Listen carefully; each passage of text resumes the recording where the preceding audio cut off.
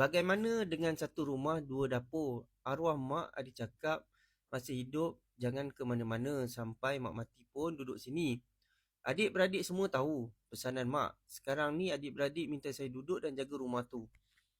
Okey, untuk kes ni dia sama juga macam kes yang komen yang saya cakap sebelum ni lah.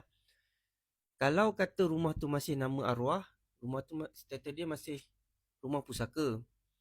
Dia sekarang ni memang tak ada masalah dan situasi puan kira lebih baik lah sebab apa adik-beradik suruh duduk dan jaga rumah tu. Dia isunya kalau saya tak pasti puan dah berkahwin ataupun tak. Katalah dah berkahwin dah beranak pinak. Dia banyak yang jadi isu yang saya duk nampak sekarang ni apabila contoh puan meninggal. Anak-anak dengan pasangan tu memang disuruh keluar lah. Sebab apa? Sebab rumah tu sebab apa? Sebab puan bukan pemilik. Dan rumah tu dia orang kata rumah pusaka. Jadi keputusan tu masih lagi tertakluk kepada waris faraid yang lain-lain. Itu antara apa yang saya nampak biasa berlaku lah.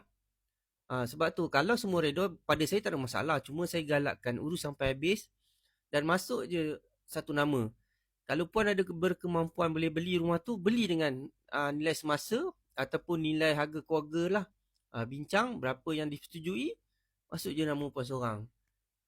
Kalau kata boleh lah, tengok itu pada saya lah.